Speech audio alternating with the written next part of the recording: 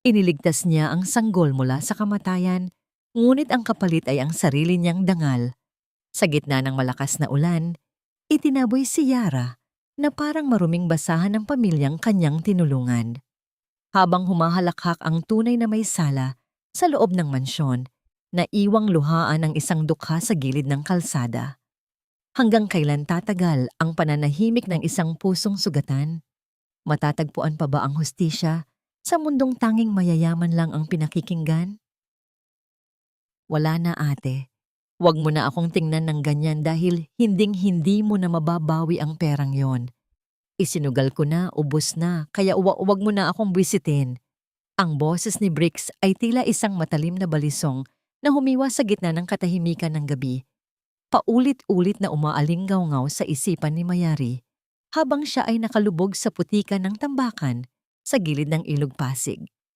Ang bawat salita ng kanyang kapatid ay mas masakit pa kaysa sa hagupit ng hanging dala ng paparating na bagyo. Ang perang yon na ninakaw ni Briggs ay hindi lamang basta papel at barya.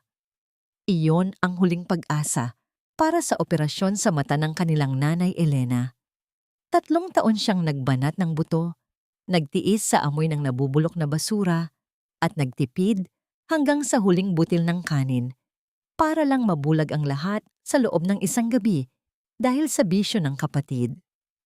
Sa ilalim ng madilim na langit, ang ulan ay nagsimulang pumatak ng malakas, tila nakikiramay sa bigat na pasan ni Yara. Ngunit sa halip na sumuko, patuloy niyang ibinaon ang kanyang mga kamay na puno ng sugat at kalyo sa tumpok ng mga basang karton at plastik. Kailangan niyang makahanap ng kahit anong maibebenta sa umaga. Ang bawat pulso ng kanyang katawan ay sumasakit. Ang kanyang mga kalamnan ay sumisigaw sa pagod.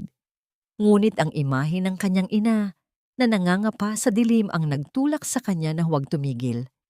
Isang matinding pait ang namuo sa kanyang lalamunan. Napakasakit isipin na habang siya ay nagpapakasakit dito sa gitna ng karumihan, ang sarili niyang dugo ay nagpakasaya sa isang maingay na sugalan. Ang kanyang mga luha ay humalo sa tubig ulan na dumadaloy sa kanyang mukha, malamig at mapakla. Sa isang iglap, isang kakaibang tunog ang humalo sa ingay ng hangin. Hindi ito ang tunog ng mga pusang ligaw o ang kalansing ng mga lata. Ito ay isang mahinang iyak, maliit, gumaralgal, at tila nanggagaling sa kailaliman ng isang tumpok ng mga basang tela. Napatigil si Yara. Ang kanyang puso ay nagsimulang tumibog ng mabilis. Isang kaba na hindi niya maipaliwanag ang bumalot sa kanyang dibdib. Dahan-dahan, gamit ang nanginginig niyang mga daliri, hinukay niya ang pinagmumulan ng tunog. Doon, sa gitna ng mga nabubulok na basura at malamig na putik, bumulaga sa kanya ang isang bulto ng basang kumot. Nang buksan niya ang tela, tila huminto ang pag-ikot ng mundo. Isang sanggol. Isang napakaliit at napakagandang sanggol na babae. Asul na ang mga labi, sa tindi ng ginaw, at may bahid pa ng dugo sa kanyang katawan. Ang sanggol ay pilit na kumakawag. Ang kanyang maliliit na kamay ay tila humihingi ng tulong sa isang mundong nagtapon sa kanya na parang basura. Nabitawan ni Yara ang hawak niyang sako. Ang kanyang hininga ay nagmaliw sa kanyang mga labi habang pinagmamasdan ang kawawang nilalang. Sa sandaling iyon, ang sarili niyang pighati ay tila naglaho, napalitan ng isang matinding udyok na protektahan ng buhay na ito. Inangat niya ang sanggol at idiniin sa kanyang dibdib, sinusubukang ibigay ang natitirang init ng kanyang katawan sa bata. Ang sanggol ay dahan-dahang tumigil sa pag-iyak nang maramdaman ang balat ni Yara, ngunit ang paghinga nito ay nananatiling mababaw at mabilis. Ang mga mata ni Yara ay naglakbay sa paligid. Ang dilim ay tila lalong kumapal at ang tunog ng agos ng ilog ay naging isang nakakatakot na paalala ng kamatayan. Napatingin si Yara sa dulo ng kalye kung saan matatagpuan ang mga naglalakihang mansyon ng Pasig na malayo sa kanilang dampa. Alam niyang wala siyang pera. Alam niyang ninakawan siya ng sariling kapatid. at wala siyang maibibigay na kahit ano sa batang ito. Ngunit paano niya hahayaan na ang isang inosenteng buhay ay matapos sa lugar na ito sa paraang kasing lupit ng pagtrato sa kanya ng lipunan? Ang kanyang lalamunan ay nanikip habang hinahalikan niya ang noo ng sanggol na puno ng putik. Isang masakit na tanong ang bumalot sa kanyang kaluluwa. Isang tanong na walang katiyakan ang sagot. Paano ko ililigtas ang buhay na ito kung ang sarili kong ang buhay ay unti-unti nang nilalamon ng dilim at kahirapan? Tumayo si Yara, bitbit ang sanggol sa kanyang bisig at nagsimulang lumakad palayo sa tambakan. Ang bawat hakbang niya sa putikan ay mabigat, ngunit ang kanyang paningin ay nakatutok sa malayo, naghahanap ng kahit katiting na liwanag sa gitna ng nagngangalit na bagyo. Hindi kami tumatanggap ng pulubi rito, lalo na kung ganyan ang itsura mo. Umalis ka na, bago ko patawagin ang mga guwardiya. Ang mga salitang iyon mula sa receptionist ng St. Jude Medical Center ay tila mga sampal na nagpasinghap kay Yara. Nakatayo siya sa gitna ng malinis at nagniningning na labi, isang larawan ng dumi at kahirapan na pilit sumusuong sa mundo ng mga mayayaman. Ang amoy ng nabubulok na basura mula sa kanyang basang damit ay humahalo sa amoy ng gamot at mamahaling pabango sa loob ng ospital, isang matinding kaibahan na lalong nagpatingkad sa kanyang pagiging hamak na tagapulot ng basura. Sa kabila ng panghahamak, hindi gumalaw si Yara. Mas hinigpitan pa niya ang pagkakayakap sa sanggol na balot ng maruming kumot. Ang init ng katawan ng bata ay unti-unti nang naglalaho at ang bawat segundong lumilipas ay tila isang hakbang palapit sa kamatayan. Ang kanyang mga paa, na walang sapin at puno ng sugat mula sa pagtakbo sa bako-bakong kalsada, ay nagiiwan ng bakas ng putik sa makinang na sahig. Maawa na po kayo. Hindi po ako humihingi ng limos. Garalgal ang boses ni Yara. Ang kanyang mga mata ay nangingilid ang luha habang nakatingin sa receptionist na halos hindi makatingin sa kanya dahil sa dumi. Ang batang ito, nakita ko sa tambakan. Kailangan niya ng doktor. Mamamatay siya kapag hindi niyo tinulungan. Isang malamig na katahimikan ang bumalot sa paligid nang marinig ang salitang tambakan. Ang mga tao sa lobby ay nagsimulang magbulungan. Ang kanilang mga tingin ay puno ng pandidiri at paghusga.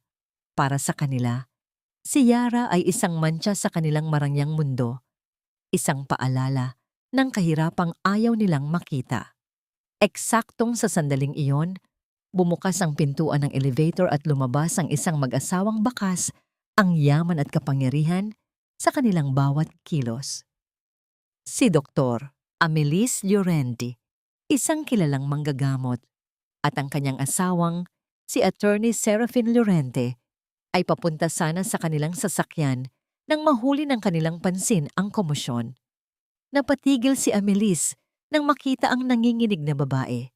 Bilang isang doktor na matagal nang nagnanais magkaroon ng sariling anak, tila may kung anong humila sa kanyang puso nang makita ang maliit na bultong yakap-yakap ni Yara. Mabilis siyang lumapit, binaliwala ang masangsang na amoy at ang dumi na maaaring kumapit sa kanyang mamahaling damit.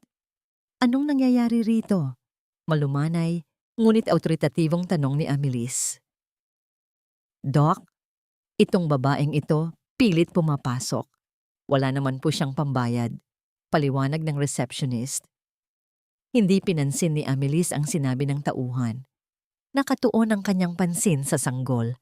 Dahan-dahan niyang hinawi ang kumot at doon ay tumambad ang maputlang mukha ng bata. Ang kanyang puso ay parang pinilipit.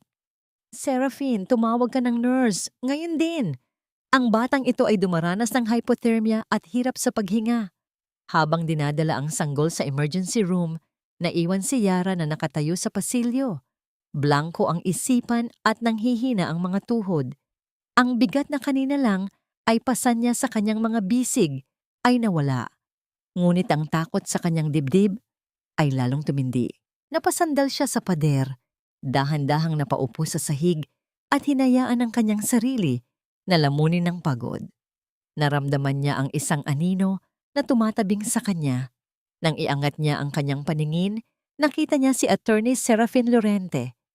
Ang kanyang muka ay seryoso, walang emosyon, at ang kanyang mga mata ay tila nagbabasa sa bawat hibla ng pagkatao ni Yara. May hawak siyang panulat at isang maliit na notebook, ang karaniwang kagamitan ng isang taong sanay na sa pag-iimbestiga. Sino ka talaga? Tanong ni Serafin. Ang boses ay mababa, ngunit puno ng awtoridad. Bakit ikaw ang nakakuha sa batang yon? Sa tambakan ba talaga? O may iba pang kwento sa likod nito? Hindi nakapagsalita agad si Yara. Ang kanyang lalamunan ay tila tinikang tuyo. Yara po, Mayari Alon. Nakita ko lang po siya roon sa tumpok ng mga basura, malapit sa ilog. Isang mapait na ngiti ang sumilay sa mga labi ni Serafin. Isang ngiting hindi umabot sa kanyang mga mata. Alam mo ba ang pwedeng mangyari sa'yo kung mapapatunayang nagsisinungaling ka? Sa panahong ito, marami ang gumagawa ng ganitong eksena para makahingi ng pera sa mga taong may malasakit. Magkano ba ang kailangan mo para tumigil ka na sa pag-arte? Ang mga salitang iyon ay tila mga karayom na isa-isang bumaon sa puso ni Yara. Ang kanyang pagsisikap na isalba ang buhay ng bata ay tila naging isang maruming transaksyon sa paningin ng lalaking ito. Nais niyang sumigaw, nais niyang ipaliwanag na hindi lahat ng mahirap ay magnanakaw o manloloko. Ngunit ang tanging lumabas sa kanyang mga labi ay isang mahinang hikbi. Wala po akong kailangang pera. Gusto ko lang pong mabuhay ang bata. Bulong ni Yara habang nakatitig sa kanyang mga kamay na nanginginig pa rin. Tinalikuran siya ni Serafin, ngunit bago ito tuluyang lumayo, nag-iwan ito ng mga salitang habambuhay na uukit sa kanyang isipan. Huwag kang aalis dito hanggat hindi lumalabas ang resulta ng pagsusuri. Kapag napatunayan kong may kinalaman ka sa pag-abandona sa batang iyon, sisiguraduhin kong sa kulungan ang bagsak mo.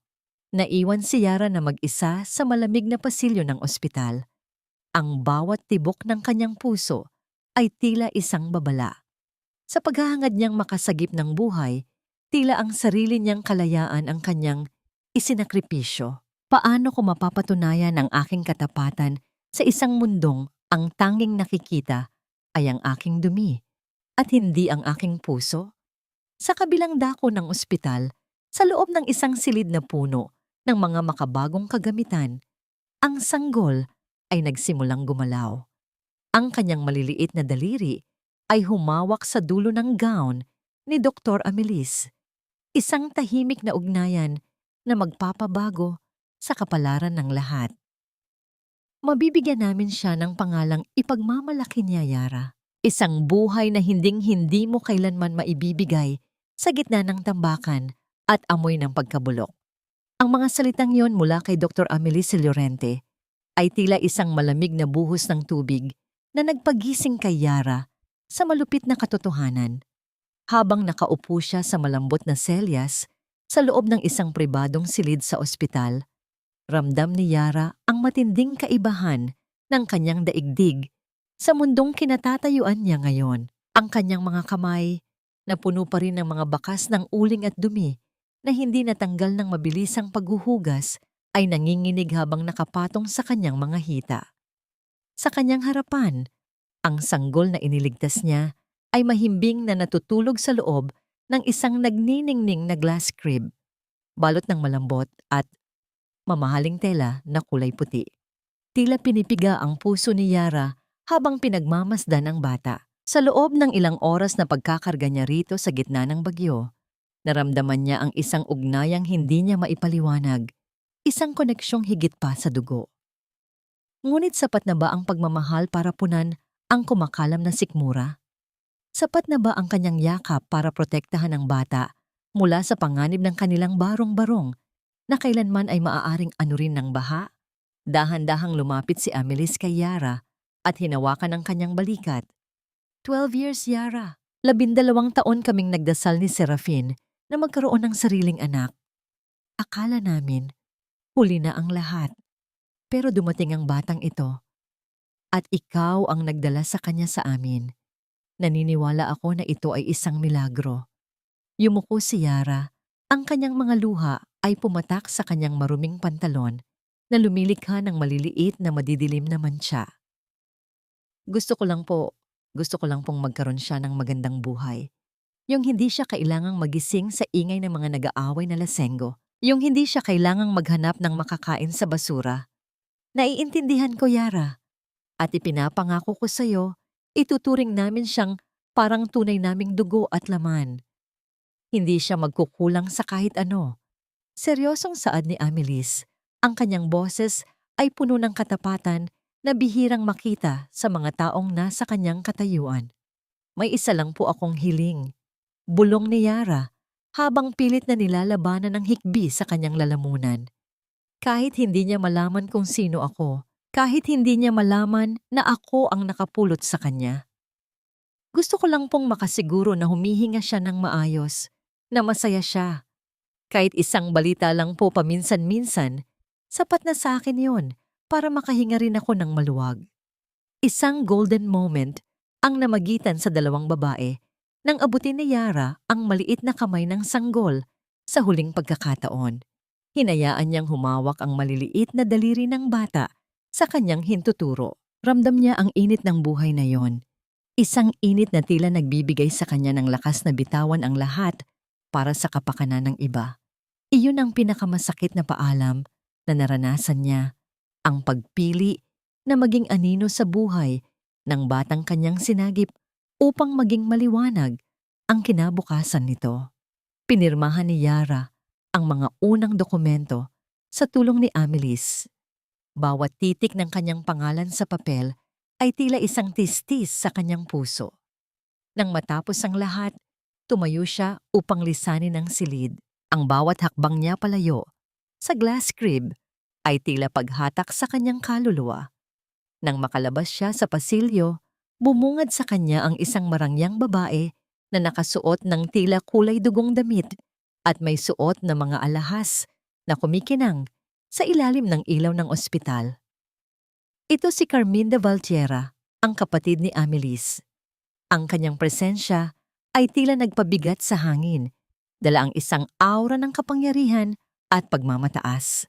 Napatigil si Carminda nang makita si Yara. Ang kanyang mga mata ay nanlaki sa gulat, hindi dahil sa dumi ng babaeng nasa harap niya, kundi dahil sa isang bagay na tila nakita niya sa mukha nito, isang alaala ng isang lihim na pilit niyang ibinaon.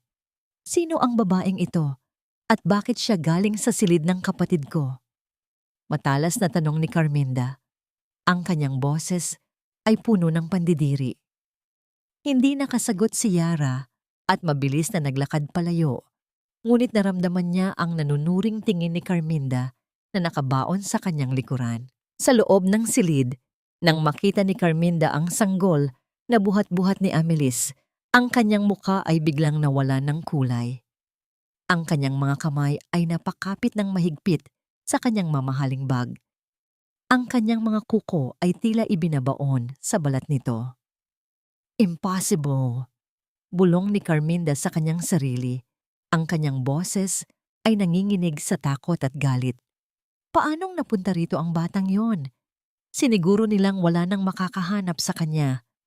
Naiwang nakatayo si Carminda sa harap ng pinto, habang ang kanyang isipan ay mabilis na naglalakbay sa isang madilim na gabi, kung saan isang utos ang kanyang ibinigay. Isang utos na dapat sana ay nagtapos sa buhay ng batang nasa loob ng silid na yon. Ang presensya ni Yara at ang pagkakaligtas sa sanggol ay isang banta na hindi niya hinayaang mangyari. Sa labas ng ospital, muling humampas ang malakas na ulan kay Yara. Ngunit sa pagkakataong ito, hindi ang ginawang kanyang nararamdaman, kundi ang isang nakakatakot na pakiramdam na ang kanyang ugnayan sa batang si Neria ay hindi pa natatapos dito. Bakit ganoon na lamang ang gulat sa mga mata ng babaeng iyon? At anong kinalaman ng isang makapangyarihang tulad niya sa isang sanggol na itinapon sa gitna ng basura? Walang puwang ang mantsa sa pamilya Valtiera. Kung kailangang sunugin ang buong tambakan para lang mawala ang ebidensya, gagawin ko. Ang bulong na yon ni Carmina Valtierra sa loob ng kanyang madilim na silid-aklatan ay tila isang sumpa na lumutang sa hangin. Ang kanyang mga mata, na kasing lamig ng semento, ay nakatitig sa isang lumang litrato ng kanyang anak na lalaki.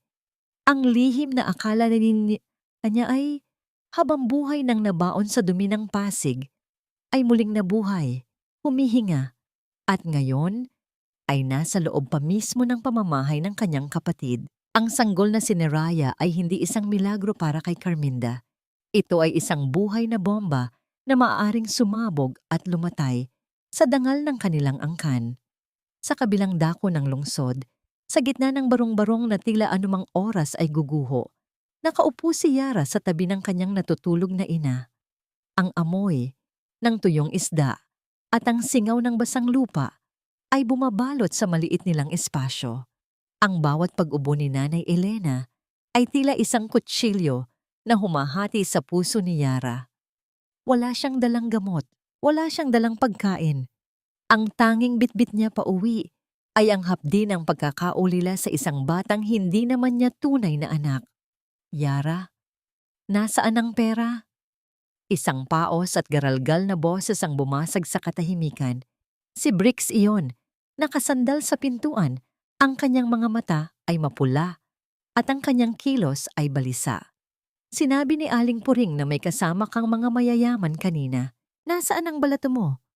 Huwag mong sabihing nagpakabayani ka na naman ng libre habang mamatay-matay na tayo sa gutom dito.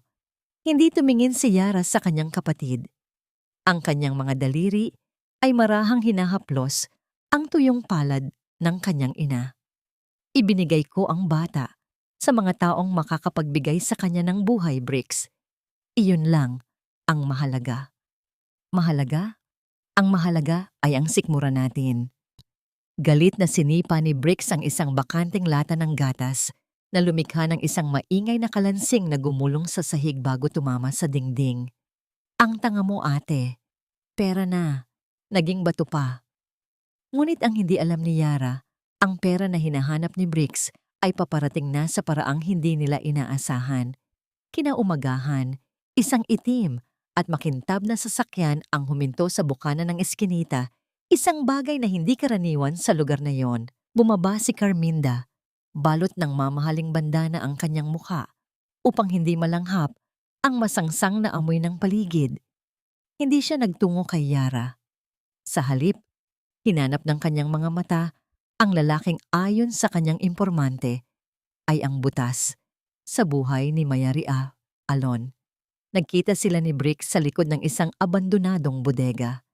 Ang kaibahan ng kanilang hitsura ay tila langit at lupa, ngunit sa sandaling iyon, pinag-isa sila ng isang madilim na hangarin. Gusto mong yumaman, di ba? Tanong ni Carminda habang binubuksan ng kanyang pitaka na puno ng kulay ube na mga papel.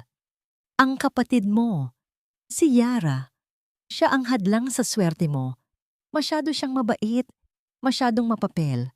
At ang batang iyon, hindi dapat mapunta sa mga Llorente. Nasilaw si Brix sa kinang ng pera. Ang kanyang konsensya, kung mayroon man, ay mabilis na natunaw sa harap ng pagkakataong makabalik sa sugalan. Anong gusto mong gawin ko? Isang mapanirang ngiti ang sumilay sa mga labi ni Carminda. Kailangan nating palabasin na ang kapatid mo ay isang manghuhot-hot, na ginamit niya ang bata para pagkakitaan ng kapatid ko. Kapag naniwala si Serafin na isang manloloko si Yara, itatapon siya ng batas sa lugar na hindi na niya kayang balikan. Inabot ni Carminda ang unang bahagi ng bayad kay Brix.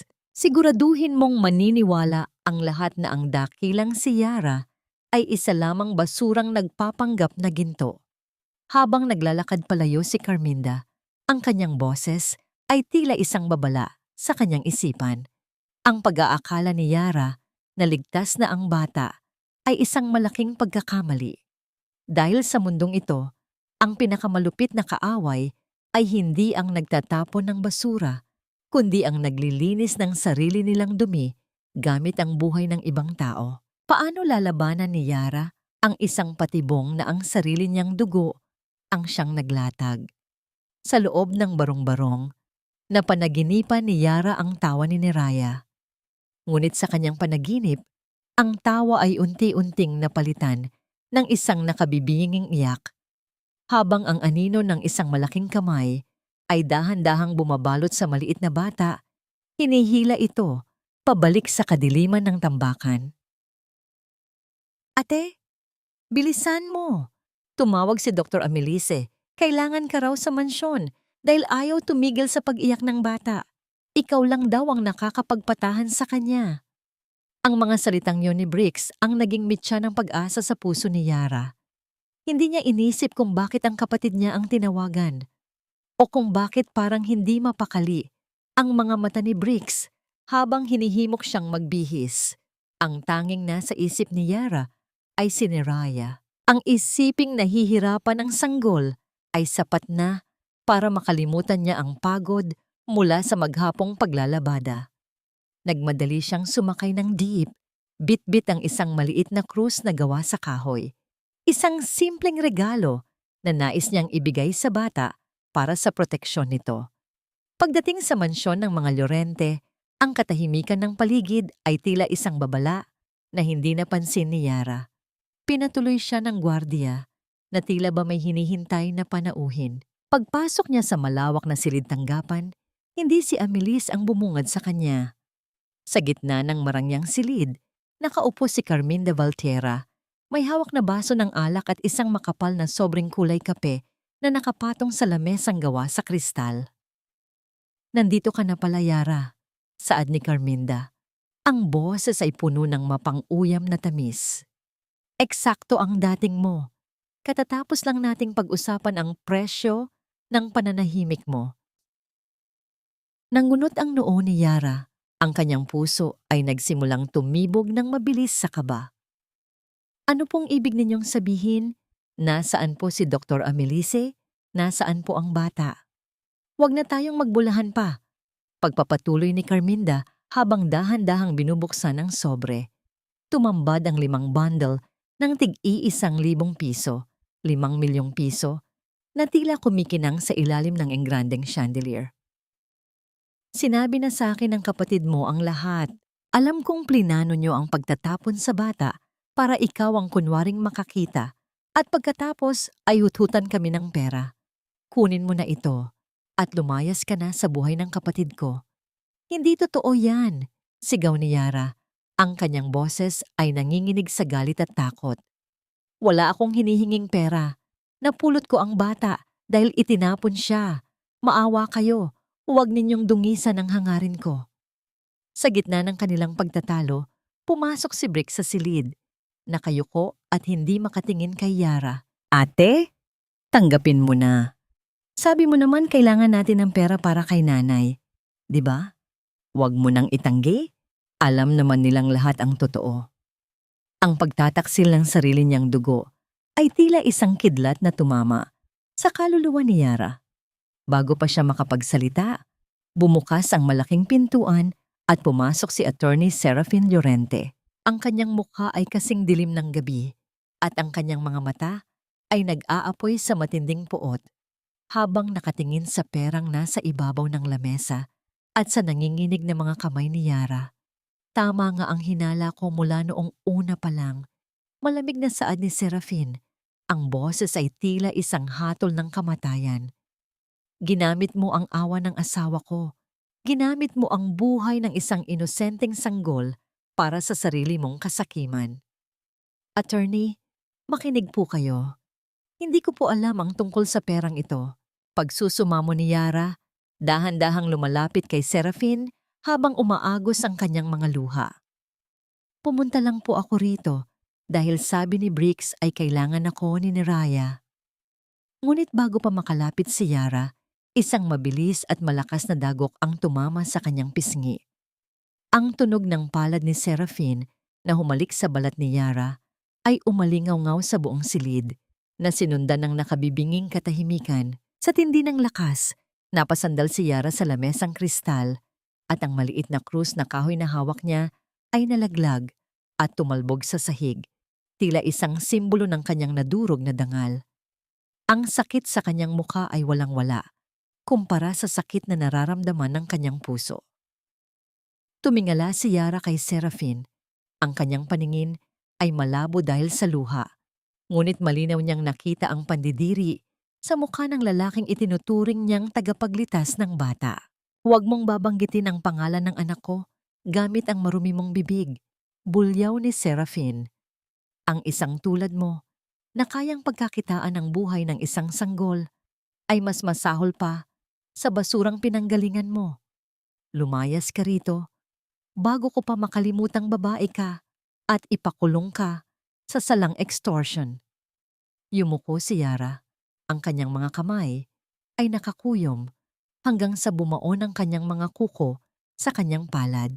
Wala siyang nakitang kakampi sa silid na yon. Ang kanyang kapatid ay nakatalikod. Si Carminda ay lihim na nakangiti sa likod ng kanyang baso. At si Serafin ay tila isang hukom na nagbabana ng pinal na hatol. Dahan-dahang tumayo si Yara, hindi pinansin ang dugong nagsisimulang lumabas sa gilid ng kanyang labi. Hindi niya kinuha ang pera. Sa halip, pinulot niya ang krus na kahoy na ngayon ay may lamat na. Sa bawat hakbang niya palabas ng mansyon, naramdaman niya ang bigat ng isang kasalanang hindi niya ginawa. Isang mantsa na habambuhay na ikakabit sa kanyang pangalan. Tumigil siya sa may pintuan at lumingon sa huling pagkakataon. Hindi kay Serafin o kay Carminda, kundi sa direksyon kung nasaan ang silid ni Neria. Ang kanyang boses, bagaman mahina, ay puno ng isang pangakong hindi matitibag ng kahit anong sampal o pangaapi. Balang araw, malalaman ninyo ang totoo, at sa araw na yon sana ay makayanan ninyong tingnan ang inyong mga sarili sa salamin. Lumabas si Yara sa ulan, mag-isa at wasak. Ang bagyong kanina lang ay nasa labas, ay tila pumasok na rin sa loob ng kanyang pagkatao. Ang bawat patak ng ulan na humahampas sa mukha ni Yara ay tila mga karayom na tumutusok sa kanyang sugatang balat. Ngunit ang lamig ng gabi ay wala pa sa kalahati ng pait na nararamdaman ng kanyang puso. Habang naglalakad siya palayo sa mansyon ng mga Llorente, ang bawat hakbang niya sa putikan ay tila paglubog sa isang hukay na siya mismo ang pinagtabunan. Ang tunog ng dambuhalang bakal na pinto na nagsara sa kanyang likuran ay umalingaw-ngaw sa buong pasilyo ng kanyang pagkatao. Isang hudyat na ang pintuan ng katarungan ay tuluyan na ring ipinid para sa isang taong katulad niya. Huwag ka nang babalik dito, Yara. Ang basurang tulad mo ay hindi nararapat sa harap ng aking mga mata. Ang boses ni Serafin ay paulit-ulit na naglalaro sa kanyang isipan, kasing talim ng kidlat na gumuguhit sa madilim na langit. Sa gilid ng kalsada, isang mamahaling sasakyan ang mabilis na dumaan na nagwisik ng maruming tubig mula sa kanal patungo sa kanyang basang damit. Hindi man lang gumalaw si Yara, hinayaan niya ang putik na dumapo sa kanyang mukha dahil sa sandaling iyon, nararamdaman niyang wala na siyang anumang dangal na dapat pangalagaan. Ang sampal ni Serafin ay hindi lamang nag-iwan ng pamamaga sa kanyang pisngi. Winasak nito ang huling hibla ng paniniwala niya na ang kabutihan ay palaging sinusuklian ng tama. Nang makarating siya sa bukana ng kanilang eskinita sa Pasig, hindi katahimikan ang bumati sa kanya. Sa kabila ng malakas na buhos ng ulan, ang mga kapitbahay ay nagkumpulan sa ilalim ng mga tagpingyero. Ang kanilang mga mata ay nakatuon sa isang maliit na telebisyon na nakasabit sa tindahan ni Aling Puring. Iyan na ba siya? Ang babaeng nagpanggap na santa, pero manghuhutot pala. Ang boses ni Aling Puring ay puno ng pait. Ang kanyang daliri ay nakaturo sa maliit na telebisyon kung saan ipinapakita ang isang malabong litrato ni Yara na kuha sa labas ng ospital. Balita sa buong Pasig, ginamit daw ang sanggol para makahingi ng 5 milyon sa mga Llorente. Napakawalang hiya. Akala mo kung sinong mahinhin, mas mabaho pa pala ang budhi sa basurang kinakalakal niya. Dagdag pa ng isang kapitbahay habang humahalakak ng may halong pandidiri. Napatigil si Yara sa gitna ng daan. Ang ulan ay patuloy na bumubuhos, ngunit tila mas lalong naging malamig ang paligid. Ang bawat salita ng kanyang mga kapitbahay ay tila mga batong ipinupukol sa kanya, bumabaon sa kanyang balat, dinudurog ang anumang natitirang lakas sa kanyang katawan. Nais niyang sumigaw, nais niyang ipaliwanag na siya ang biktima, na siya ang pinagtaksilan, ngunit ang kanyang lalamunan ay tila punong-puno ng tuyong buhangin. Walang boses na lumalabas. Dahan-dahan siyang naglakad patungo sa kanilang barong-barong, hindi iniinda ang mga matatalim na tingin na sumusunod sa bawat galaw niya. Nang itulak niya ang pinto, nagawa sa pinagtagnitagning yero at kahoy, ang tanging bumati sa kanya ay ang mabigat na katahimikan at ang amoy ng luma at basang gamit. "Nanay?" Mahinang tawag ni Yara. Ang kanyang boses ay nanginginig, tila isang mitya ng kandila na malapit nang mamatay sa gitna ng hangin. Walang sumagot. Ang kanyang paningin ay naglakbay sa sahig at doon ay nakita niya si Nanay Elena. Ang matandang bulag ay nakasalampak sa malamig na semento. Ang kanyang mga kamay ay nangangapa sa dilim, habang ang mga luha ay walang tigil na dumadaloy mula sa kanyang mga matang walang makita. Ang maliit na radyo sa tabi nito ay naglalabas ng balita. Ang balitang tumatapos sa dangal ng kanyang anak. "Yara, totoo ba?" Bulong ni Nanay Elena. Ang kanyang boses ay puno ng pagkabigo na mas masakit pa kaysa sa anumang sampal. "Ginamit mo ba ang batang yon para sa pera? Sinabi ko naman sa'yo, mas mabuting mamuhay tayong dukha basta't malinis ang ating pangalan. Bakit mo ginawa ito, anak?" Nalugmok si Yara sa tabi ng kanyang ina. Niyakap niya ang mga tuhod ni Nanay Elena at doon ay ibinuhos ang lahat ng sakit na kanina pa niya kinikimkim. Ang kanyang mga hikbi ay naging malakas na hagulgol, isang tunog ng isang pusong tuluyan ng nawasak. "Nay, hindi po totoo. Wala po akong ginawang masama." Pagsusumamo ni Yara sa gitna ng kanyang pag-iyak. "Pinagtulungan po nila ako. Si Brix. Si Brix po ang nagdala sa akin doon. Nay, maniwala po kayo sa akin." Ngunit ang katahimikan ng kanyang ina ay ang pinakamabigat na parusa. Sa mundong ito, kapag ikaw ay nasa ilalim na, ang katotohanan ay tila isang aninong madaling tabunan ng kasinungalingan ng mga mayayaman. Ang hiya na dala ng balitang iyon ay tila isang mantsa na kahit anong kuskos ni Yara ay hindi na mabubura. Naramdaman ni Yara ang pag-vibrate ng kanyang bulsa. Kinuha niya ang kanyang lumang cellphone at nakita ang isang text message mula sa isang hindi kilalang numero. "Ito pa lang ang simula, Yara. Siguraduhin mong hindi ka na makikita sa Pasig. Dahil sa susunod, hindi lang dangal mo ang kukunin ko. Manahimik ka kung gusto mong mabuhay pa ang nanay mo." Alam ni Yara kung kanino galing iyon. Ang anino ni Carminda Valtierra ay tila isang dambuhalang kamay na dahan-dahang sumasakal sa kanya. Sa loob ng madilim na barong-barong, habang yakap niya ang kanyang inang, hindi na siya magawang hawakan. Naramdaman ni Yara ang isang matinding pagbabago sa kanyang loob. Ang pait ay nagsimulang maging isang matigas na bato sa kanyang dibdib. Bakit ang katarungan ay parang isang bituin na tanging ang mga nasa itaas lamang ang nakakaabot? Bakit kailangang ang isang pusong nagmalasakit ang siyang dumanas ng ganitong kalupitan? Tumayo si Yara. Pinunasan ang kanyang mga luha gamit ang kanyang maruming manggas. Tumingin siya sa bintanang tanging ulan lamang ang makikita. Hindi pa tapos ang laban. Maaaring nakuha nila ang kanyang dangal. Maaaring nakuha nila ang kanyang bata. Ngunit hindi nila kailanman makukuha ang katotohanang nakaukit sa kanyang kaluluwa.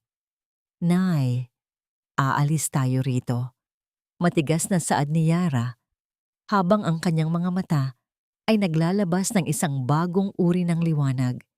Isang liwanag na hindi nanggagaling sa saya, kundi sa matinding pagnanais na mabuhay at lumaban. Hindi tayo mananatili sa putikang ito. Balang araw, sila naman ang luluhod sa harap natin. Ngunit sa labas, ang mga sirena ng pulis ay nagsimulang tumunog, papalapit sa kanilang eskinita. Ang bawat tunog ay tila isang babala na ang kanyang pagtakas ay maaring hindi na mangyari. Buksan mo ang pinto, Yara. Huwag mo nang pahirapan ang sarili mo. Alam naming nandyan ka. Ang sigaw na yon ng isang pulis ay tila isang malakas na kulog na yumanig sa marupok na dingding ng kanilang barong-barong. Hindi na naghintay ang mga awtoridad. Sa isang malakas na tulak, ang pintong yari sa tagpi-tagping kahoy ay bumukas ng marahas na lumikha ng isang nakakangilong tunog ng pagkakasira. Pumasok ang dalawang opisyal. Ang kanilang mga bota ay nag-iiwan ng malalaking mantsa ng putik sa malinis na sahig na katatapos lang punasan ni Yara. Sa gitna ng kaguluhan, nananatiling nakayuko si Yara sa tabi ng kanyang ina. Ang kanyang mga kamay ay nanginginig habang pilit na isinusubo ang huling piraso ng tuyong tinapay sa bibig ni Nanay Elena. Iyon ang huling pagkain nila, ang huling sandali ng pagkalinga na magagawa niya bago siya tuluyang ilayo ng tadhana. Ang kaibahan ng marahas na pagpasok ng mga pulis at ang banayad na pag-aalaga ni Yara sa kanyang ina ay isang mitya na nagpasikip sa dibdib ng sino mang nakakakita. Yara Alon, inaaresto ka sa salang attempted extortion batay sa reklamo ni Attorney Serafin Llorente. Saad ng pulis habang marahas na hinahatak ang kanyang mga braso. Naramdaman ni Yara ang malamig at mabigat na bakal ng posas na pumulupot sa kanyang mga manipis na pulso. Ang tunog ng paglak ng bakal ay tila ang huling hininga ng kanyang kalayaan. Wala siyang lakas na lumaban. Ang kanyang katawan ay tila naging isang hungkag na sisidlan. Walang laman kundi ang matinding pait. Yara, anak, saan niyo siya dadalhin? Maawa kayo. Bulag ako. Wala siyang kasalanan. Ang sigaw ni Nanay Ama ni Elena ay umalingaungaw sa buong eskinita habang pilit siyang tumatayo at nangangapa sa hangin, hinahanap ang anino ng kanyang anak. Nay, huwag po kayong lalabas. Mag-ingat po kayo. Huling sigaw ni Yara bago siya tuluyang kinaladkad palabas. Sa labas, ang ulan ay tila naging luha ng langit. Ang mga kapitbahay na dati niyang tinutulungan ay naroon, nakahanay sa gilid ng eskinita. Ang ilan ay kumukuha ng video gamit ang kanilang mga cellphone. Ang ilan ay hayagang nagmumura. Bawat hakbang ni Yara sa putikan ay tila isang paglakad sa sarili niyang burol. Ang bawat mapanghusgang tingin ay tila isang latay na lalong nagpapahina sa kanyang tuhod. Dinala siya sa presinto at ikinulong sa isang madilim at masikip na selda. Ang amoy ng ihi, pawis at kalawang ay bumalot sa kanyang pandama. Doon, sa gitna ng kadiliman, ay muling bumalik sa kanyang isipan ang imahe ni Neraya. Ang bango ng sanggol, ang malambot nitong balat, at ang paraan ng paghawak nito sa kanyang daliri. Iyon ang tanging bagay na nagpapanatili sa kanyang katinuan. Ngunit sa kabila ng dusa, isang maliit na himala ang nangyari sa loob ng piitan. Isang matandang babae na nakakulong din dahil sa maliliit na kasalanan ang lumapit sa kanya at nag-abot ng isang basong tubig. Huwag kang susuko, Neng. Nakikita ko sa mga mata mo, hindi ka kriminal. Ang mga taong sadyang mabuti ang puso. Sila ang madalas subukin ng tadhana ng higit sa kaya nila. Bulong ng matanda. Iyon ang naging golden moment ni Yara, isang estranghero na nagbigay ng init sa gitna ng malamig na rehas. Pinunasan ni Yara ang kanyang muka at sa unang pagkakataon, matapos ang ilang oras, tumuwid ang kanyang pagkakaupo. Ang dusa ay hindi na lamang basta pasakit. Ito ay naging gasolina para sa isang nagbabagang determinasyon. Lumipas ang mga araw na tila mga taon. Isang gabi, isang bisita ang dumating na hindi niya inaasahan. Hindi ito si Briggs at hindi rin si Serafin. Isang abogado mula sa isang legal aid foundation ang tumayo sa harap ng kanyang selda. May dalang mga dokumento na naglalaman ng mga butas sa kasong isinampa laban sa kanya. May nagpadala sa akin dito, Yara. Isang taong naniniwala na ang kwento mo ay may kailangang itama, saad ng abogado. Nangunot ang noo ni Yara, sino ang magmamalasakit sa isang tagapulot ng basura na tinalikuran na ng lahat? Habang binabasa ng abogado ang mga detalye, isang pangalan ang hindi sinasadyang nabanggit. Isang pangalang may kaugnayan sa nakaraan ng pamilya, Valtierra. Sa sandaling iyon, naramdaman ni Yara na ang mitya ng katarungan ay nagsisimula ng magliyab. Hindi na siya ang biktima na iiyak lamang sa isang sulok.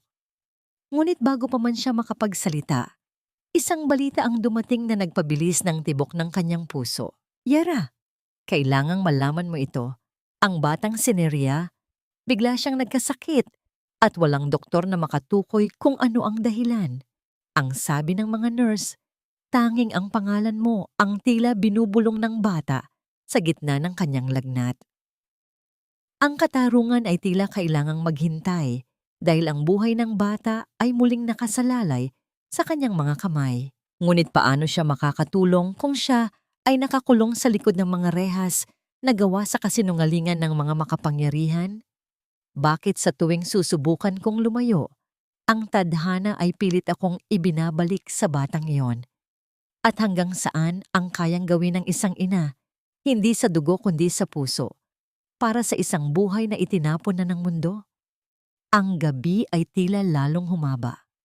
At sa labas ng presinto, ang isang itim na sasakyan ay tahimik na nagmamasid, tila naghihintay sa susunod na pagkakamali ng babaeng nasa loob ng selda. Huwag mo nang sayangin ang luha mo sa babaeng yon, Amelice. Baka nga isinumpa niya ang batang yan bago siya umalis, kaya hindi bumubuti ang kalagayan ni Neraya. Ang boses ni Carminda ay kasing lamig ng hanging nanggagaling sa aircon ng ospital. Walang bahid ng awa habang nakatitig sa kanyang kapatid na kasalukuyang umiiyak sa tabi ng incubator. Para kay Amelice, ang mga salitang yon ay tila mga lason na pilit dumidimit sa kanyang isipan, ngunit may kung anong bahagi ng kanyang pagkatao ang tumatangging maniwala. Tumingala siya at nakita ang kanyang ate na abala sa pag-aayos ng kanyang mamahaling alahas.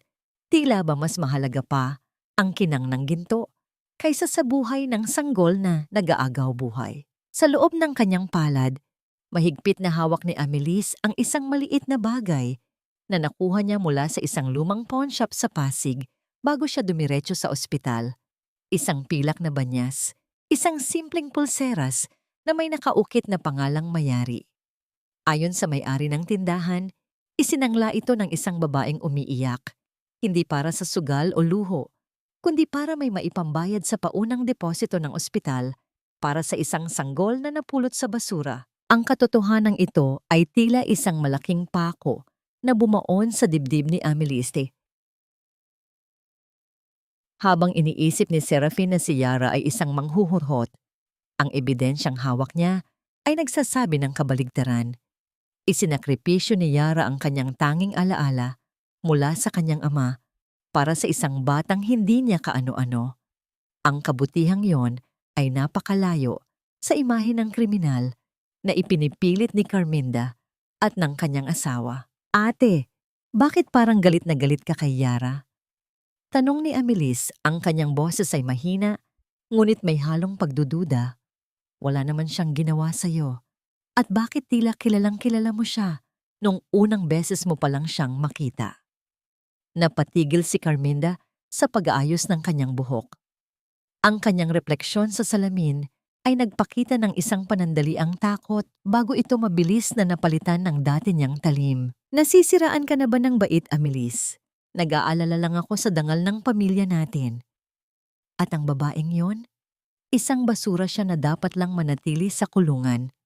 Hindi na kumibo si Amelice, ngunit ang kanyang isipan ay nagsimulang magdugtong-dugtong ng mga piraso ng katotohanan. Bakit ang telang ginamit na pambalot sa sanggol nang mahanap ito ni Yara ay may borda na tanging sa mga Valtierra lamang makikita? Bakit tila takot si Carminda sa tuwing nababanggit ang tungkol sa pinagmulan ng bata? Isang gabi, habang mahimbing ang tulog ng lahat, lihim na nagtungo si Amelice sa isang maliit at liblib na baryo sa labas ng lungsod. Doon ay hinanap niya si Manang Sabel, ang dating katiwala ni Carminda na biglang nagretiro at nawala ilang buwan na ang nakalilipas. Matapos ang mahabang pagpilit, natagpuan niya ang matanda sa isang maliit na dampa. Mukhang laging may kinatatakutan. Manang Sabel, maawa po kayo. Pagsusumamo ni Amelis habang hawak ang kamay ng matanda. Ang batang si Neraya, namamatay na siya. Kailangan ko ng katotohanan para maligtas siya. Ano po ang kinalaman ni Ate Carminda sa batang yon? Nanginig ang buong katawan ni Manang Sabel. Ang kanyang mga mata ay napuno ng luha at pagsisisi. Huwag ninyong sasabihin sa kanya na nagsalita ako, Ma'am Amelis. Papatayin niya ako. Pero hindi ko na kaya ang bigat sa konsensya ko. Ang batang iyan, siya ang bunga ng pagkakamali ng anak ni Ma'am Carminda sa isa sa mga katulong namin. Inutusan niya akong itapon ng bata. Sa ilog o sa tambakan. Kahit saan, basta mawala ang mantsa sa pangalan ninyo. Ang bawat salita ni Manang Sabel ay tila isang dambuhalang alon na humampas sa buong pagkatao ni Amelise. Ang sariling kapatid niya ang tumalikod sa sarili nitong dugo at laman. At ang babaeng pinagkaitan nila ng katarungan, ang babaeng ipinasara ang mundo dahil sa paratang ng kanyang asawa, ay siya pa ang nagbigay ng init at pag-aaruga sa batang itinuring nilang walang halaga. Naramdaman ni Amelis ang matinding panghihina ng kanyang mga tuhod.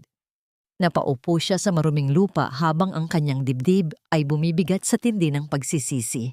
Paano niya haharapin si Yara? Paano niya itatama ang isang pagkakamaling naging dahilan ng pagkakakulong ng isang inosenteng kaluluwa? Dahan-dahan siyang tumayo. Ang kanyang mga mata ay nag-aapoy na ngayon. Sa galit at determinasyon, hindi na siya ang mahina at sunod-sunurang kapatid. Kailangan niyang ilabas si Yara, kailangan niyang iligtas si Neraya. Ngunit sa kanyang pagbabalik sa ospital, isang masamang balita ang sumalubong sa kanya. Si Serafin, sa tindi ng kanyang galit at paniniwalang si Yara, ang dahilan ng lahat ng malas, ay nilagdaan na ang mga dokumento para ilipat si Yara sa isang mas malayo at mas mahigpit na kulungan kung saan hindi na ito madaling mabisita o matulungan. Serafin, anong ginawa mo? Sigaw ni Amelis pagpasok niya sa silid. Ginagawa ko lang ang tama, Amelis. Bukas na bukas, ililipat na ang babaeng yon at hinding-hindi na siya makakalapit sa pamilyang ito. Malamig na sagot ni Serafin habang isinasara ang kanyang folder. Naiwang nakatayo si Amelis sa gitna ng malamig na pasilyo. Ang oras ay tumatakbo laban sa kanya. Paano niya mapipigilan ang paglipat kay Yara kung ang sarili niyang asawa ang siyang naglalatag ng rehas? At paano kung ang lihim na natuklasan niya ay sapat na para wasakin hindi lamang ang kanyang kapatid, kundi ang buong pamilyang kanyang minahal? Ang katarungan ay tila isang marupok na sinulid na anumang oras ay maaaring maputol. Sa labas, ang langit ay muling nagbabadya ng ulan. Tila isang babala na ang pinakamalakas na bagyo ay paparating pa lamang. Huwag kang lilingon, Yara. Ang mga katulad mong basura ay walang karapatang tumingin sa liwanag ng araw. Doon ka sa dilim, kung saan nabubulok ang mga taong kasing dumi ng iyong konsensya. Ang tinig ng warden ay tila isang hatol na mas mabigat pa sa mga kadenang nakagapos sa mga pulso ni Yara. Habang kinakaladkad siya palabas ng selda, ang bawat hakbang niya ay tila pag-ukit ng sugat sa malamig na semento ng pasilyo. Hindi siya tumingin sa paligid. Ang kanyang mga mata ay nanatiling nakatitig sa sahig. Pinagmamasdan ang sariling mga paang puno ng paltos at dumi.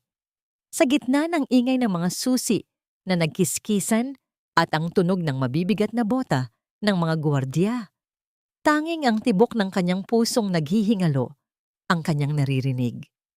Ang mitsyang ito ng kawalang katarungan ay lalong nag-alab nang makita niya sa dulo ng pasilyo ang isang bulto ng tao na pamilyar sa kanyang paningin, si Attorney Serafin Lorente, nakatayo sa tabi ng isang itim na van. Ang kanyang mukha ay parang nililok mula sa matigas na bato. Sa bawat paghinga ni Serafin, tila ibinubuga niya ang puot na matagal nang nakaimbak sa kanyang dibdib para sa babaeng sa tingin niya ay sumira sa katahimikan ng kanyang tahanan. Ngunit sa kabila ng rehas at ng malupit na tadhana, ang isipan ni Yara ay lumipad pabalik sa isang maliit at madilim na eskinita. Naalala niya kung paano niya dahan-dahang hinubad ang kanyang sariling manipis na jacket para lang mabalot ang nanginginig na katawan ni Neria noong gabing mahanap niya ito. Ang kabalintunaan ng buhay ay tila isang malupit na biro. Ang babaeng nagbigay ng init sa isang batang itinapon sa basura ay siya ngayong pilit na ibinabaon sa lamig ng isang piitang walang kasing lupit. Nararamdaman ni Yara ang pag-vibrate ng bawat hibla ng kanyang kalamnan. Ang kanyang lalamunan ay naninikip, hindi dahil sa takot, kundi dahil sa isang uri ng sakit na hindi kayang gamutin ng kahit anong medisina.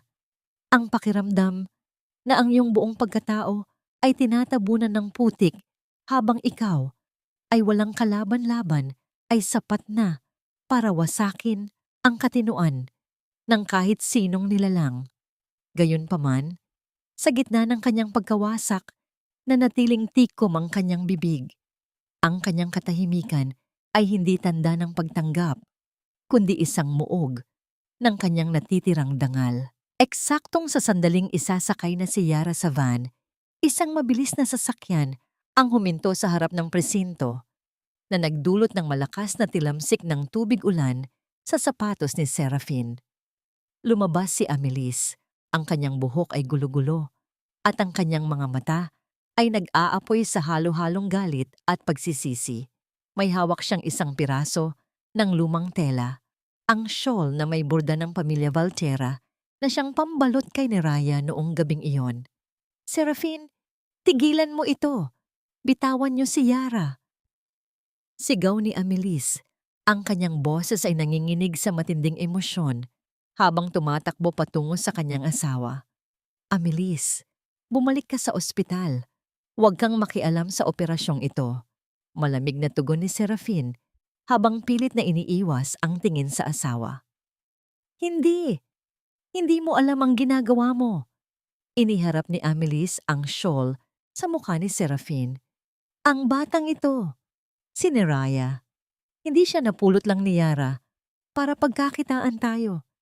Itinapon siya ni Ate Carminda. Si Neria ay anak ng pamangkin natin. Ang babaeng ipinapakulong mo, ang siyang tanging nagmalasakit sa dugo at laman ng pamilyang ito. Tila huminto ang pagdaloy ng oras sa buong paligid. Ang mga gwardiya ay napatigil at si Serafin ay dahan-dahang napatingin sa telang hawak ng kanyang asawa. Ang kanyang mukha ay dumaan sa iba't ibang kulay ng gulat, pagtanggi at takot.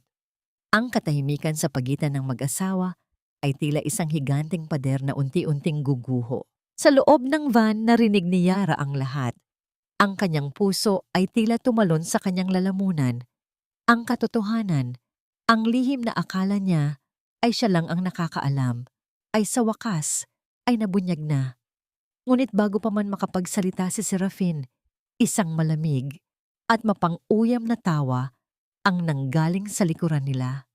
Si Carminda Valtera, nakatayo sa anino ng gusali, ay dahan-dahang naglalakad patungo sa kanila. Ang kanyang mga mata ay walang bakas ng pagsisisi, kundi isang matinding determinasyon na tapusin ang nasimulan. Napakagaling mong mang-imbento ng kwento, Amelis. Saad ni Carminda, ang boses ay puno ng kamandag.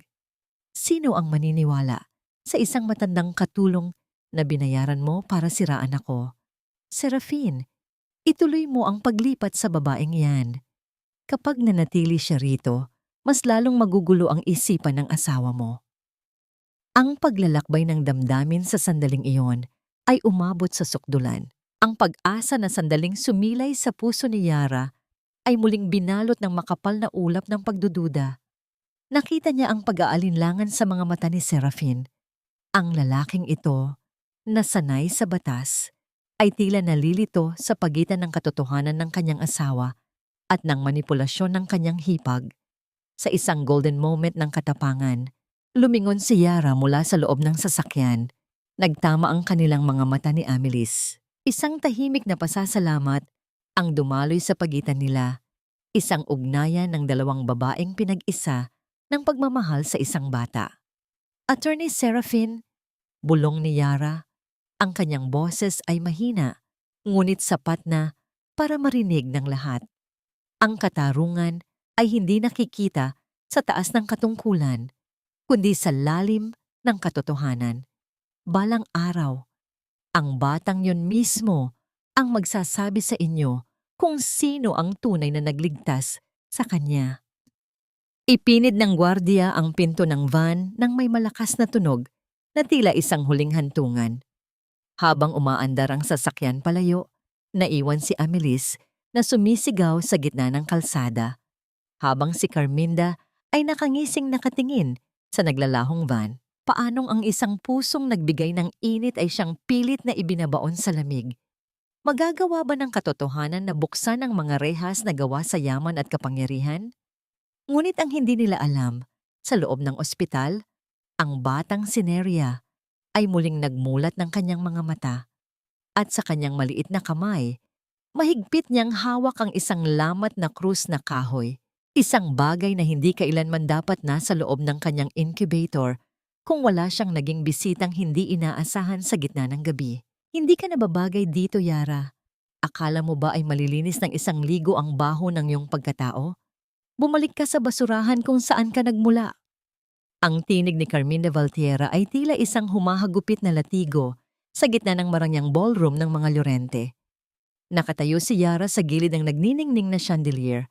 Ang kanyang payak na damit ay tila isang mantsa sa gitna ng dagat ng mga taong nakasuot ng seda at brilyante. Mahigpit niyang hawak ang isang maliit na bolang gawa sa itinirintas na makukulay na tela.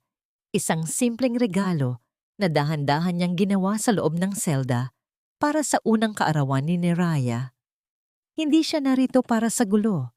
Narito siya dahil sa pangakong hindi hahayaang lumipas ang araw na ito nang hindi niya nasisilayan ang batang nagdugtong sa kanyang hininga. Sa kabilang dako, ang tugtugan ng violin ay biglang tumigil na pinalitan ng isang nakabibinging katahimikan. Ang lahat ng mata ng mga panauhin ay nakatuon kay Yara. Ang kanilang mga tingin ay puno ng panghuhusga at pagkutya.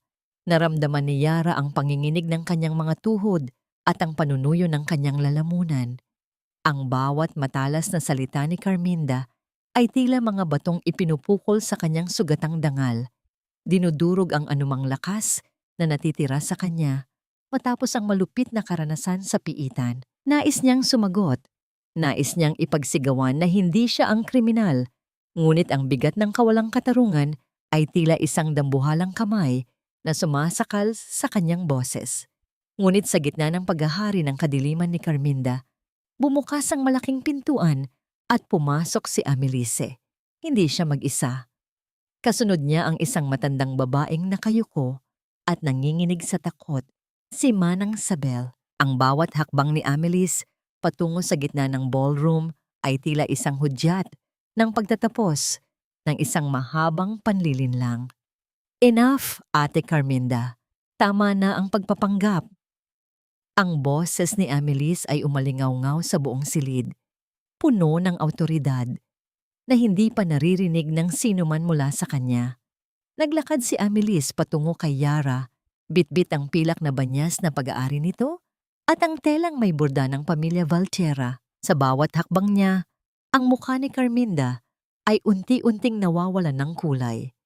Tila isang puting papel na dahan-dahang kinakain ng apoy. Ang karangyaan ng okasyong yon ay tila naging isang entablado para sa isang katotohanang matagal nang ibinaon sa dumi. Ito ba ang sinasabi mong basura, ate? Iniharap ni Amelise ang pilak na banyas kay Serafin, na kasalukuyang nakatayo at hindi makapaniwala sa nakikita.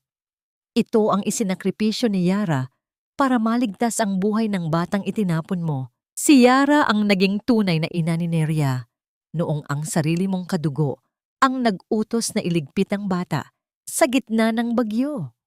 Ang bawat salita ni Amelis ay tila mga bala na tumatama sa muog ng kasinungalingan ni Carminda. Ang bulungan ng mga bisita ay naging isang malakas na hiyaw ng pagkagulat. Si Seraphine ay napatulala. Ang kanyang baso ng alak ay dahan-dahang nalaglag mula sa kanyang kamay at nabasag sa makinis na sahig na lumikha ng isang matalim na tunog ng pagkawasak ng kristal na umalingaw-ngaw sa buong silid. Sabel, sabihin mo ang totoo sa harap ng lahat. Utos ni Amelie ang kanyang Ais, ang kanyang mga mata ay nag-aapoy sa galit. Sa pagitan ng mga hikbi, isinalaysay ni Manang Sabel ang lahat. Ang lihim na pagbubuntis sa loob ng pamilya, ang utos ni Carminda na itapon ng bata sa tambakan ng Pasig upang hindi mantsahan ang kanilang pangalan, at ang takot na namayani sa kanila. Sa bawat detalye, ang mga brilyanteng suot ni Carminda ay tila nawalan ng kinang, napalitan ng karumihan ng kanyang sariling gawa. Naramdaman ni Yara ang pagluwag ng kanyang dibdib, ang bawat sampal, ang bawat mura, at ang bawat gabing pinalipas niya sa malamig na semento ng selda ay tila nababayaran ng bawat luhang dumadaloy sa pisngi ni Amelis, habang humihingi ito ng tawad sa kanya sa harap ng lahat. Isang golden moment ang namagitan ng yakapin ni Amelis si Yara sa gitna ng ballroom, isang pag-uugnay ng dalawang pusong pinag-isa ng pagmamahal sa isang inosenteng sanggol. Tumingin si Yara kay Carminda na ngayon ay wala nang maisagot. Ang mga mata ay puno ng matinding puot at kawalan ng pag-asa. Wala nang salapi o kapangyarihan ang makapagliligtas sa kanya mula sa hatol ng katotohanan. Ang katarungang matagal na ipinagkait ay sa wakas ay sumilay na parang sikat ng araw sa gitna ng tambakan. Sa wakas, Neria, malinis na ang daan para sa'yo. Bulong ni Yara habang ang kanyang paningin ay lumalabo dahil sa labis na kagalakan. Ngunit bago pa man matapos ang gabi, isang malakas na tunog ng pagpasok ng mga awtoridad ang narinig mula sa bukana ng mansyon. Hindi para kay Yara, kundi para sa taong nag-akalang ang pagtatapon ng buhay ay isang laro lamang. Paano tatanggapin ni Seraphine ang katotohanang ang taong itinuring niyang Rumi ay siyang may pinakamalinis na kaluluwa sa lahat? At ang batang itinuring nilang biyaya ay bunga ng isang krimeng nagmula sa sarili nilang pamilya? Ang gabi ay tila nagsisimula pa lamang dahil sa gitna ng pag-aaresto kay Carminda, isang tao ang dahan-dahang lumalabas sa pintuan. Bit-bit ang isang lihim na hindi pa nasasama sa pagtatapat na ito. Isang lihim na maaaring bumago muli sa kapalaran ni Yara at ng kanyang kapatid na si Briggs. Patawarin mo ako, Yara, sa paghahangad kong itama ang lahat. Ako ang naging pinakamalaking pagkakamali sa buhay mo. Ang mga salitang iyon mula kay Attorney Seraphine Llorente ay tila isang mabigat na pasanin na dahan-dahang inilapag sa sahig ng mansyon. Nakaluhod ang makapangyarihang abogado sa harap ng babaeng tinawag niyang basura. Ang kanyang mga kamay ay nanginginig habang pilit na inaabot ang laylayan ng damit ni Yara. Ang bawat luhang pumapatak mula sa mga mata ni Seraphine ay tila isang tulo ng asido na tumutunog sa kanyang sariling konsensya. Dinudurog ang bawat hibla ng kanyang pagmamataas. Bilang isang lingkod ng batas sa gitna ng kaguluhan, ang mga pulis ay dahan-dahang iginapos ang mga kamay ni Carminda Valchera. Ang tunog ng mga bakal na posas na nagkiskisan ay umalingaw-ngaw sa buong ballroom na nagsilbing huling nota sa kanta ng kanyang kasakiman. Ang mukha ni Carminda, na dati ay puno ng kapangyarihan, ay tila isang tuyong dahon na anumang oras ay madudurog sa tindi ng kahihiyan. Wala siyang masabi. Ang kanyang mga mata ay nanatiling nakatitig sa kawalan habang dahan-dahan siyang inilalabas ng mga awtoridad sa gitna ng mga panauhing dati ay humahanga sa kanya. Hindi gumalaw si Yara. Ang kanyang puso ay tila isang dagat. Nakatatapos lang hagupitin ng bagyo. Kalmado, ngunit puno ng mga debris ng nakaraan. Tumingin siya kay Seraphine, hindi nang may puot, kundi nang may matinding pagod. Ang sulyap na yon ay mas masakit pa para kay Serafin kaysa sa anumang sampal. Iyon ay sulyap ng isang taong tuluyan nang nawalan ng tiwala sa hustisya ng tao. Eksaktong sa sandaling iyon, isang pamilyar na anino ang lumitaw sa bukana ng pinto. Si Brix, ang kanyang kapatid, ay nakatayo doon. Ang mukha ay puno ng pasa at ang mga damit ay punit-punit. Nahuli siya ng mga tauhan ni Serafin habang sinusubukang tumakas dala ang huling bahagi ng perang ibinayad ni Carminda. Sa harap ng kanyang ate, si Brix ay dahan-dahang napaluhod. Ang kanyang mga hikbi ay punong-puno ng pagsisisi at takot. Ate, patawad. Isinugal ko ang lahat, pati ang buhay mo. Bulong ni Brix, ang kanyang boses ay halos hindi marinig sa tindi ng yak. Isang golden moment ang naganap nang lumapit si Yara sa kanyang kapatid. Sa halip na saktan o sigawan, hinawakan niya ang mukha nito at pinunasan ng dumi sa pisngi nito. Iyon ang pagmamahal ng isang ate na hindi kayang sirain ng anumang pagtataksil. Isang haplos na nagsasabing ang dugo ay mas malapot pa sa anumang halaga ng pera. Kahit na ito ay nag-iwan ng malalim na pilat sa kanyang kaluluwa. Serafin, sapat na ang lahat ng ito, mahinahong saad ni Yara habang nakatingin sa abogado. Nakuha ko na ang katarungan ko. Malinis na ang pangalan ko sa harap ng Diyos at ng aking ina. Iyan lang ang tanging kayamanang kailangan ko.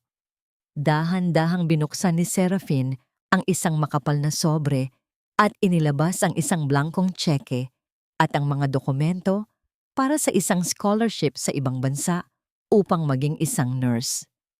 Yara, ito ay hindi kabayaran, kundi isang paraan para makapagsimula ka muli. Tanggapin mo ito bilang isang anho mula sa isang taong nabulag ng sariling katuwiran. Tumingin si Yara sa tseke pagkatapos ay sa dokumento. Ang kanyang isipan ay naglakbay sa bawat sandali ng kanyang pagdurusa, ang amoy ng basura, ang lamig ng selda, at ang hapdi ng sampal. Sa isang dahan-dahang kilos, kinuha ni Yara ang tseke at sa harap ng lahat, dahan-dahan niya itong pinunit ng pino hanggang sa ang mga piraso ng papel ay magmukhang niebe na nalalaglag sa sahig. Hindi nabibili ang dangal, Attorney Serafin, at hindi rin ito maibabalik ng isang piraso ng papel. Saad ni Yara, ang bawat salita ay may bigat ng isang panunumpa. Kukunin ko ang pagkakataong mag-aral, ngunit gagawin ko yon sa sarili kong paraan. Hindi bilang isang donasyon, kundi bilang isang taong may kakayahang tumayo sa sariling mga paa. Isang matinding paghanga ang sumilay sa mga mata ni Amelis habang pinagmamasdan ang katatagan ni Yara. Sa sandaling iyon, ang pagkakaiba ng kanilang antas sa lipunan ay naglaho. Ang tanging natira ay ang dalawang babaeng parehong naging ina sa iisang bata. Ngunit bago pa man tuluyang matapos ang gabi, isang balita ang dumating mula sa ospital tungkol kay Nanay Elena. Ang kanyang operasyon sa mata ay natapos na, ngunit may isang komplikasyong hindi inaasahan ng mga doktor na maaaring bumago sa lahat ng plano ni Yara para sa hinaharap. Paanong ang isang tagumpay ay biglang mababahiran muli ng panibagong pagsubok? Magagawa ba ni Yara na lisanin ang lahat para sa kanyang pangarap kung ang tanging taong pinaglalaanan niya nito ay unti-unti nang bumibitiw sa kanyang mga kamay? Ang bawat hakbang ni Yara palabas ng mansyon ay tila isang pagtutuos sa tadhana. Sa labas, ang langit ay malinis na. Ang mga bituin ay nagsisimula nang magpakita, tila isang pangako na ang bawat dilim ay may katapat na liwanag, gaano man ito katagal bago sumapit. Hindi pera ang tunay na nagpagaling sa aking mga mata, Yara. Ang liwanag ng iyong puso ang nagdala sa akin pabalik sa mundo ng mga kulay. Ang boses ni Nanay Elena ay mahina, tila isang marupok na himig ng kudyapi, habang dahan-dahang tinatanggal ng doktor ang huling sapin ng benda sa kanyang mga mata.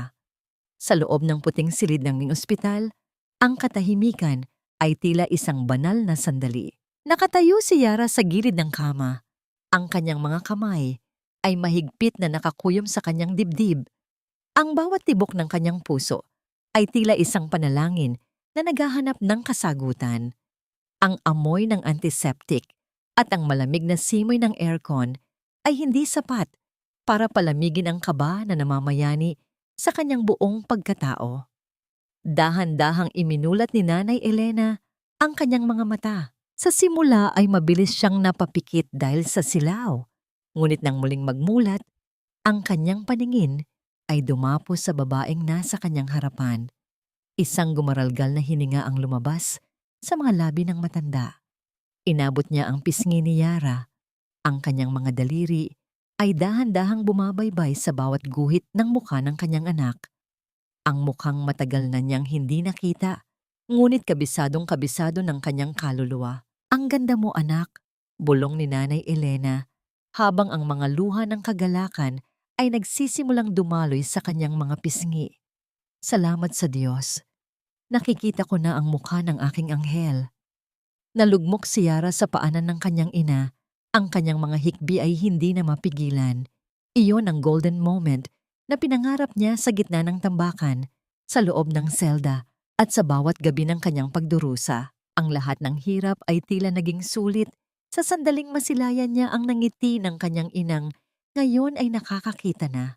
Ang katarungan ay hindi lamang nanggaling sa korte, kundi sa paghilom ng mga sugat na idinulot ng kahirapan.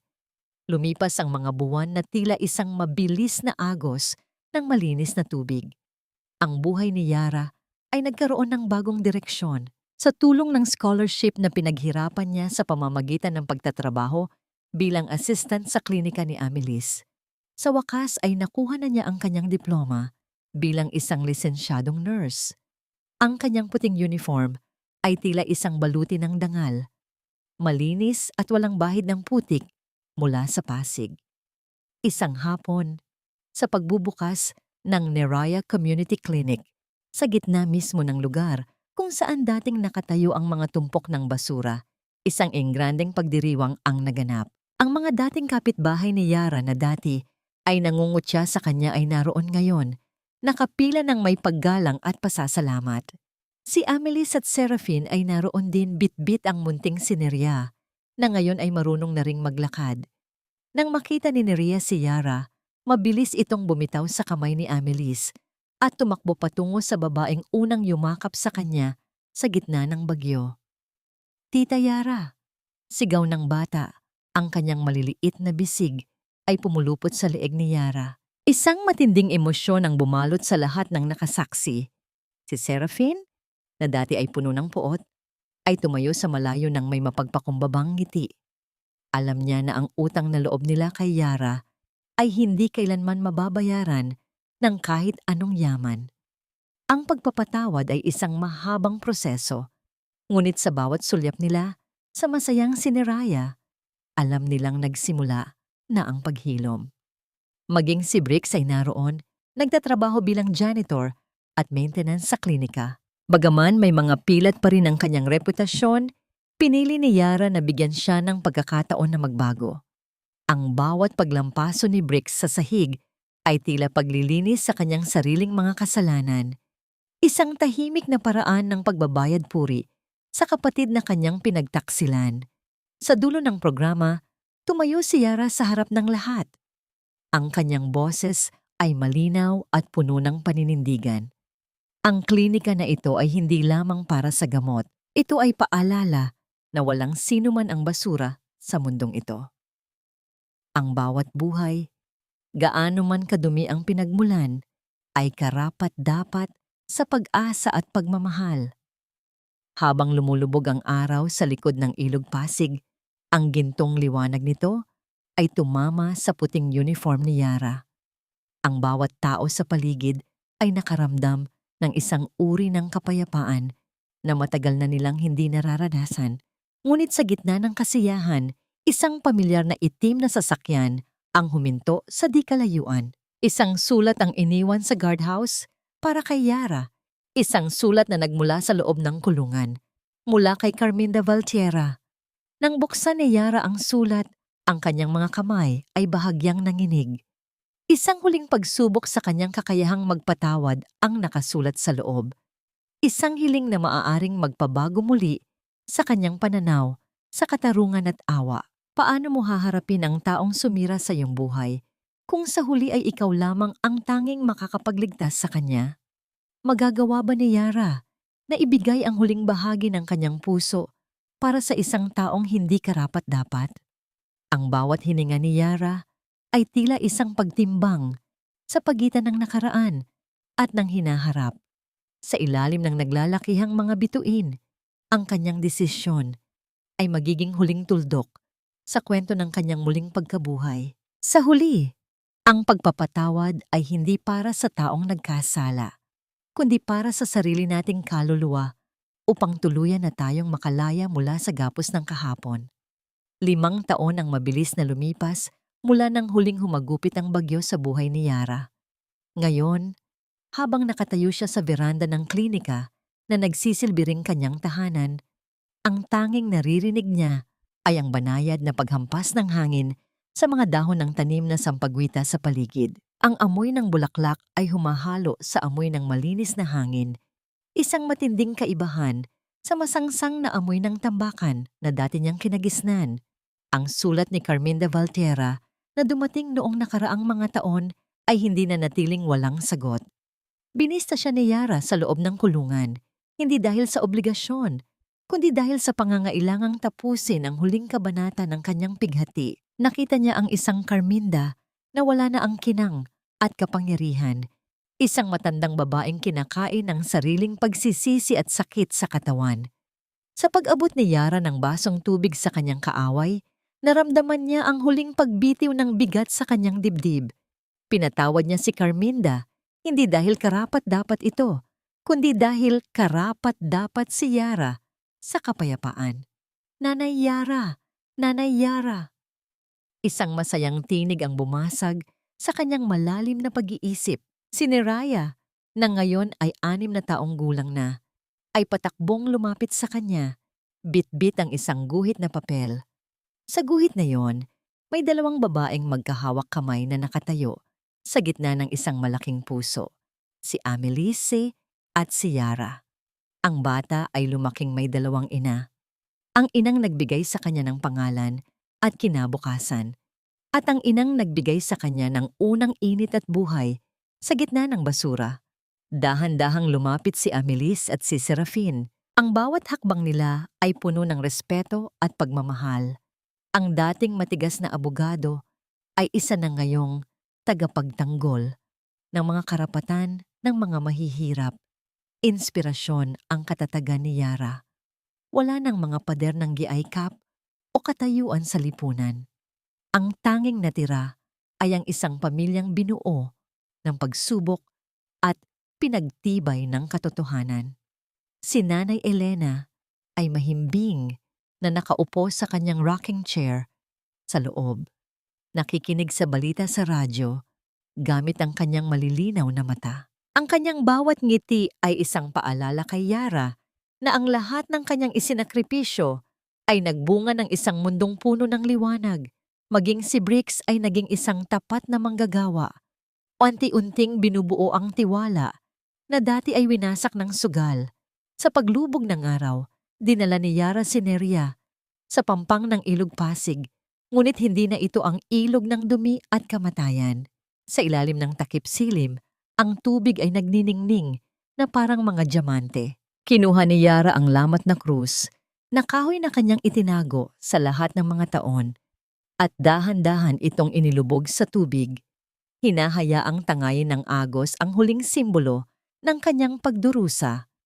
Ang kwentong ito ay hindi lamang tungkol sa isang sanggol na napulot sa basura.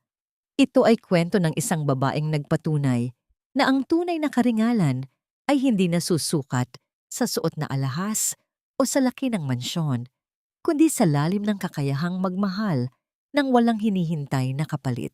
Ang katarungan ay nakamit na, ang kapayapaan ay nahanap na, at sa bawat tibok ng puso ni Yara, alam niyang ang liwanag na kanyang hinanap sa tambakan ay hinding-hindi na muling mamamatay. Patawad, pag-asa, pagmamahal. Iyan ang mga salitang mananatiling nakaukit sa bawat hangin na iihip sa Pasig, isang walang hanggang awit ng tagumpay ng busilak na puso.